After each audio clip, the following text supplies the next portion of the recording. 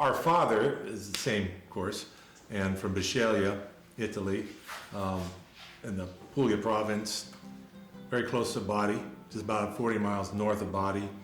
And on my mother's side is the Mastriani side was from Naples. And I can tell you that goes way back. My grandfather on that side was basically came to America and started a business in the flowers, and had a mail order bride, and my grandmother was a mail order bride basically, and but they born and raised, and that's where my mom came from with her other siblings in Springfield, Massachusetts. But they originated, my mom's side from Campania province, or Naples, Italy. And my grandparents, of course, the Rana side came from Bisceglie in Bari area. On my mom's side, the DiPilatos were from Bari, and my grandparents met in Italy and came to the United States in New York area about 1915, and my grandfather had a business with vending machines, cigarettes, and candy in Springfield, Massachusetts, and on my dad's side, they were in Worcester, Massachusetts, which isn't too far apart, and that's where they started before they came out west. Yeah. It's funny because my mother was out here visiting friends back in the early 40s, and it was right after the war, and Worcester and Springfield are about 60 miles apart. Yeah. And she came out here with meet her girlfriend, and they were just seeing California, and she met my dad, which is my uncle Paul's brother, Paul's dad's brother, and took him 2,500 miles to meet somebody 60 miles apart, so who knew how that'd work out. So yeah, it was kind of the migration coming back over, and Paul, you've got a real good handle because Grandpa DiPilato really instrumented a lot of people coming out. My grandfather DiPilato in Springfield, he had a friend or two out here out west, and he wanted to move out this way, so he came to Fresno to meet one of his friends, and he was really impressed with our valley being like it was back in Italy, with the olives, the figs, the grapes, and the climate, the Mediterranean climate. So that's really what enticed him to want to move to this area. And of course, when he got back to Springfield, he mentioned this to other members of our family, and it sounded good to them. So they did. We have Ray Angelillo. Now Ray is cousins. He was part of the migration. He was a child at the time, but he used to tell the story that when Grandpa would go back, and it was important because they always bring the bounty of California out to the East Coast. And one incident where you have a guy that was selling grapes for Caesar Mondavi, and Caesar had two boys, Robert and Peter, and he would, if you bought 10 boxes of grapes, you got a case of figs. Now figs are like a delicacy, and of course this is where they're grown. And it was kind of interesting to make the connection of the produce back there coming back out here, and then that's when he got the ranch. And then when my grandfather came out and grandmother, they bought a ranch on Cornelia Avenue between Belmont and Whitesbridge. It was 30 acres, and it had grapes on it, and it had plum trees. So that's what, when they came out, that's what brought them here. And in addition to that, that's when my grandfather got interested in the restaurant business. So he still had that, and on the ranch, we had walnuts, oranges, figs, olives. I mean, he had everything. Yes, he had all those products. And of course, as a child, I remember that a lot of his Italian friends would come to visit. And he'd always have plenty of produce and things for them to leave with. Yeah, that was a big thing. Yeah. I mean, we were picking figs all the way up until when there weren't any fig orchards around here, and sending them back to the relatives. We'd get up early in the morning and pick our figs in the bag, mainly Calamernas, and then we'd ship them back east. And come wintertime, here comes a crate of, big old box here. Here's fresh lobster, oyster, Blue Point oysters. So it worked out really well. Produce in the summer, seafood in the winter. Right, yeah.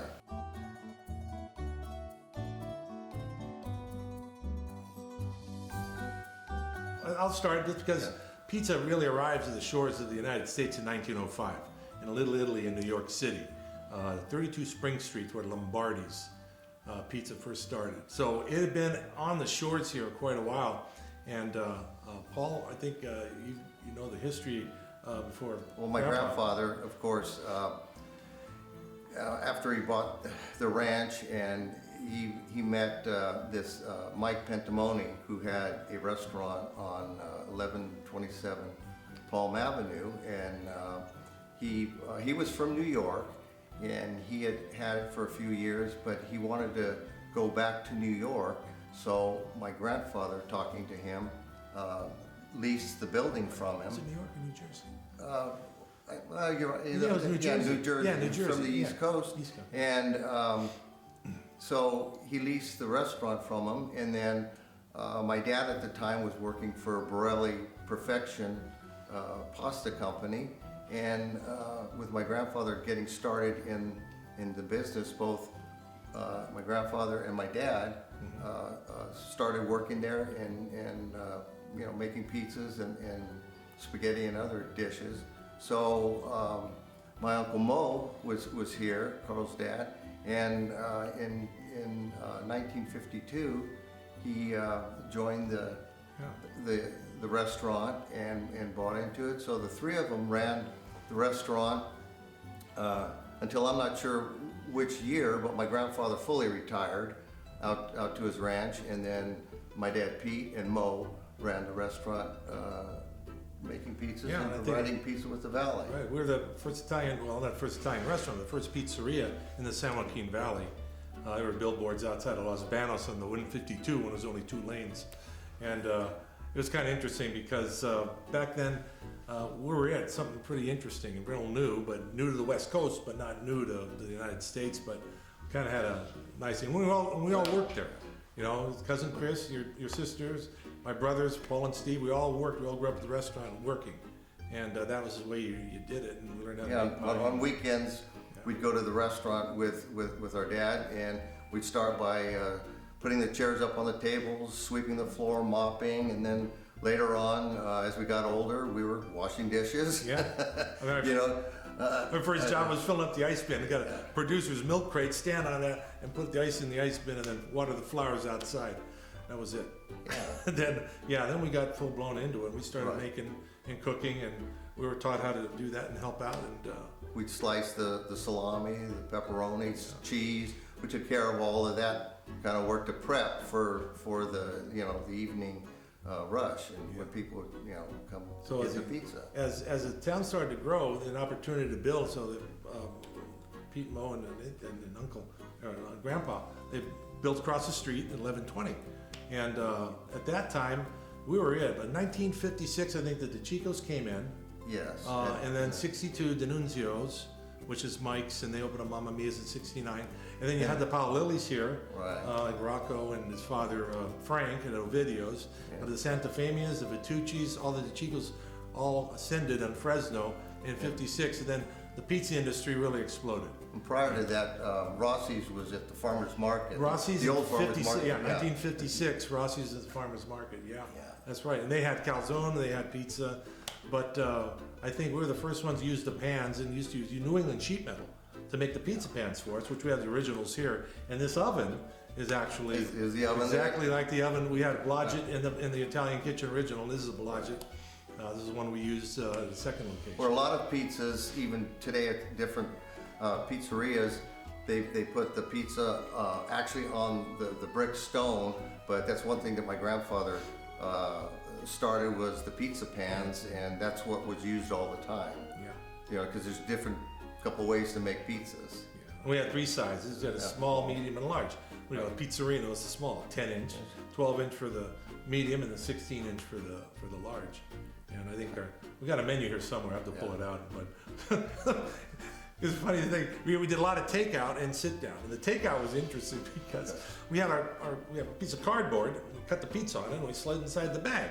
And so we try to make sure people, I think I have a picture there. Hold it, when you walk out, hold it like this. Right.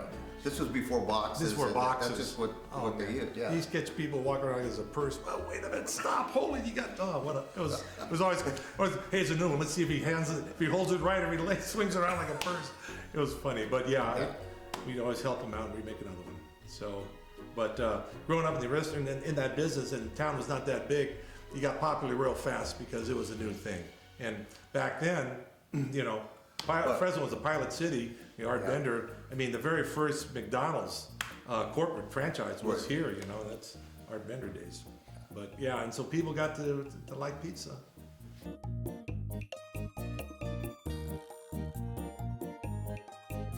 Once it got around, from what I can remember, people that really good, they had their favorites. Pepperoni is a big favorite, like a nice pizza pie. Sam, the man, would come in and go, make me a nice pizza pie, cheese pizza. That's all he wanted. Well, a lot of times, all we had to do is watch them or see them drive up in the parking lot, and we started making their pizza. We knew there was one couple. They came in every week. They would have a medium salami pizza, salad, 2 glasses of wine, sit at the same table, and Yeah, that's the other thing about, and there's a lot of business going on in the dining room. I remember our dad's son. Whatever you hear in the dining room stays in the dining room. I mean, there was stuff you couldn't believe you're busting a table and you go back and Sunday dinner. Hey, what's that? None of your business. Okay, at the end of that conversation. But it was a good time to grow up and work in a business. Of course, we were like, I didn't get paid. Did you get paid? No. That my bed and the roof over the head. Yeah, we got to eat all we wanted. No, but the one good thing about it was, as I look back, it was all of us. It instilled a good work ethic to us because back then you helped the family, you worked with the family, and to this day, and I know the way I brought my children up reflects how I was brought up, and that was really important to us.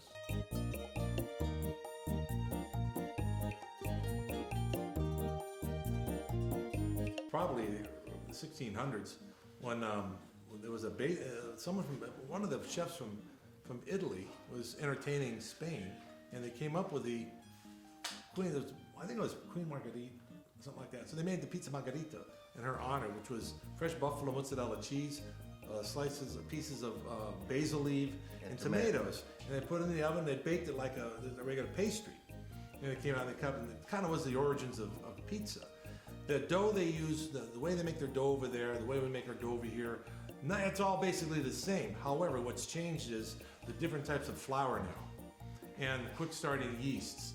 And so what they have back home, back home in Italy, is pretty much the same thing we have here, but the technique and the turnaround time to get a pie out, what there's tomatoes, what cheese, there's a whole bunch of different more ingredients now here. Because American likes choice. Italy is still much, what do you got today? Okay, we got capicola, good. Hey, the prosciutto's done. Let's put prosciutto on the cheese. They're still making prosciutto. They're still making salami. They're still doing capicola. They're still doing those things, and they have their sausages.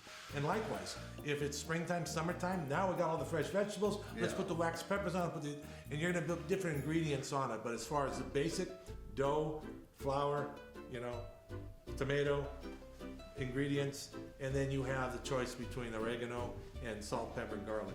We use oregano. We grew our own oregano for the Italian kitchen. Uncle Pete's house, my house, we all harvest the oregano, and that's what we use. We even seasoned our own vinegar for the salads. We got Italian kitchen type vinegar, and basically it was a red wine vinegar. And we get our big old sachet, and we put all our onions and chopped celery heads and garlic and then oregano on top of that. We let that steep. This was in a big crock. Yeah, 5-gallon crock. Yeah. So that was kind of fun. But and then your dad made all homemade raviolis. So back east in Italy, you're still doing by hand, but all the great machines. We had a ravioli machine. Yeah. And so my dad made raviolis, and Carl's dad took care of making the lasagnas. So all this was homemade. It was nothing. Back then, nothing bought from a food service. No, we did, and it's all prep. So that's what you do most of the day. For that 3 to 4 hours of business, you're prepping 8-9 hours a day, and and the sauces are made about every other day because you make enough 20 gallons, and we have for the tomatoes for the pizza, and then also we had our other sauces for the regular spaghetti and meatballs, or you had a real scallopini, or we do a sherry sauce and rosemary. You know, those are all individually done. We had a meat sauce, and then we had a mushroom sauce. Mushroom sauce. And for the mushroom sauce, we do a couple different off of that. We could season that differently. So if you did this real scallopini and added sherry, that gave it a different profile. Just one straight mushroom sauce. Parmesan with the veal parmesan, with the cheese on it. And, pound the veal in the back. We get it sliced real thin. We decided we're going to slice it. We'd slice it, and then we'd also pound it because you see people want to cut into a piece of veal. They don't want it tough. Provini veal is the way to go. It's expensive, but you had good veal. You always had good products. Quality, I think, was the biggest thing we learned. There's always room for quality on the market, and you get that, it's cheaper. I remember one day, what's a guy from California Cheese Company? He also, Bob? Bob came out of this, he had one of these with salami. He goes, look at this. I remember your dad going, what do I want that for? It looks like mortadella. There's too much fat here. Get out of here with that thing. Just sell me the cheese. It was funny, man. Yeah, we did cook from scratch. It was all fresh ingredients. And we had a pride in knowing that we're putting out a good product. We wanted to give the public the same product we would cook at home. And we did. And we get a lot of it. People come home, oh God, this is like a restaurant. Well, yeah, that's how we cook. Yeah.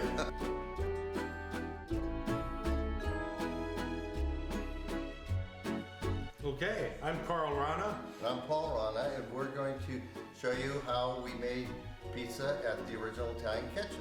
With original Italian kitchen pans and an oven that's very, very similar, same type Blodgett gas-fired stone. And we make our pies in pans, and what we're doing now, Paul's doing, is basically going to roll out a little bit so we can flip these pies and get the dough right so it fits in the pans. Unless you're gonna give that one to me.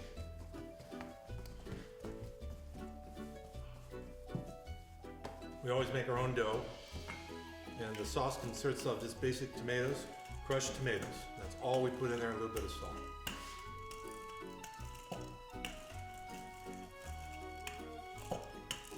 That looks good. Get my hands in this thing. Yeah, there you go. Oh, let's see if we can get this thing in the air. Let's see. Yeah, well, there's a little bit of spray by, a little blow by, but you have to realize that's how it's done.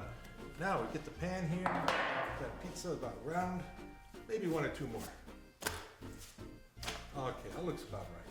What do you think, Paul? That looks good. Hey, here we go. Now we get this in. Right diameter. So you see how that is basically that pastry look to it, Back they did in Naples way back when. And I was in when I went to New York, I went to Lombardi's and I said, hey, this is the mecca for pizza. You gotta let me try one of these. You gotta let me make one of your pies, I mean, Lombardi's is the first place pizza came to town. The guy said to me, he goes, no, I can't do that. I go, why not? He goes, what do you mean, yeah? I'm Italian, you're not gonna let me, I gotta tell you something. We had the first pizzeria in Fresno, California. Where's that? I go, okay, I got it, fine. So I said, let me have a box. What do you do with the box? I'm gonna take it home, I'm gonna cut the top off, I'm gonna frame it, and I'm gonna send it to you, and I said, next time in town, I wanna make a pie at your place. The guy goes, okay, good luck with that. So I did, I said, okay, sure. What we usually do, which we've always done, I'll move this over so we put our sauce on the bottom, and we then layer, Italian kitchen would layer with cheese. You ready for yours? You got it, you wanna go up? Oh, yeah. I'm gonna start laying this down. We always put our cheese on the bottom, on top of the tomato. And you get a facial.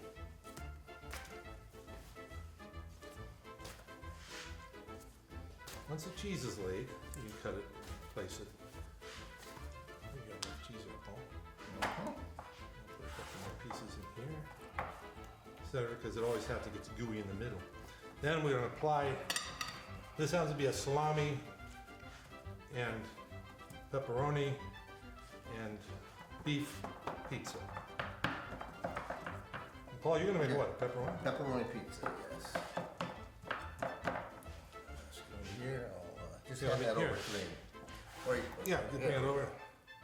Let me give you a little extra. Hang on. I'll give you this spoon too. Have fun with that. Thank you. Okay. And so basically we would do this, oh gosh, on a busy Friday, we do 100 pizzas. doesn't sound like a lot, but for a small oven that can only hold like 6, 7 at a time. And plus we're using that to cook our lasagna and veal parmesan. So it was always... Later on, the calzones. And the calzones, yeah. So it was always a situation where we'd kind of keep the temperature up high in that oven so we could get our, you know, cooking ambient temperature, around 450. Need more cheese, Paul? Yeah. I'm sorry, I hogged it all. It's in the bottom. Okay. So then what we do, we kind of fill in those spaces there. Then we start with our mixture of pepper and garlic. Then homegrown oregano. Then we finish off with Parmesan cheese. That's an Italian kitchen pizza prep. Goes in the oven. We'll worry about that in about 10 minutes. Meanwhile, Paul, Yes. I'm back. Okay. Want some help? Might be like that. Huh? You Fresno. All right. You know, we're talking good or food, you can't do that. Yeah, I know.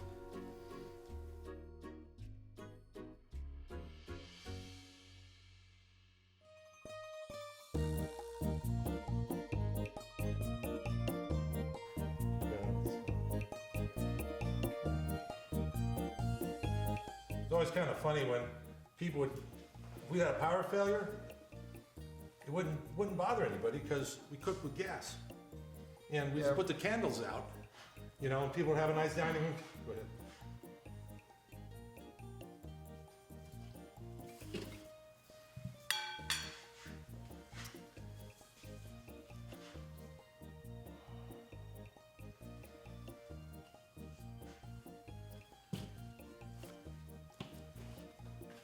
And there we go. Ready for Open the oven. sesame, you got it? 1, 2, 3. There you go. One over here, one over there. That's basically how we made Italian kitchen pizza.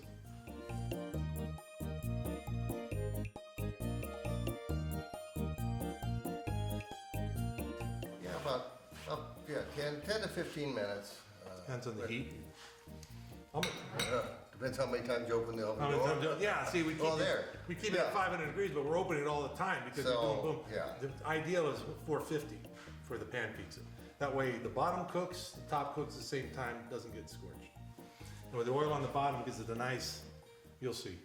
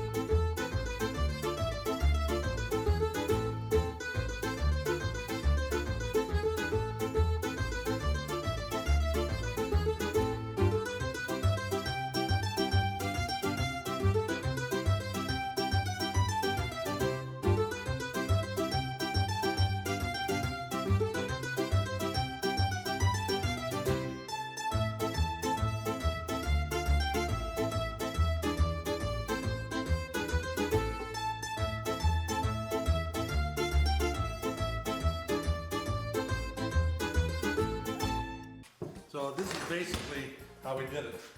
Put the thing in there, go like that, boom, done. Okay, that a Captain. And then our large pieces, we cut them into 8 pieces. Well, you know, people can't eat 8. Sometimes we cut them into 6. Yeah. Well, the mediums we cut into 6, and the small we cut into 6. But the large one we cut into 8. It used to be a joke. People say, oh, I can't have that. I can't eat 8 pizzas. I said, okay, we'll cut it into 6. And I thought it was just fine. All right, like this. That's the second one. And there you go. Done, bang. Let me get some plates. Cool for just a little bit. It's hot. It's hot. and I'm sure everybody's always burned their mouth on pizza at least one time.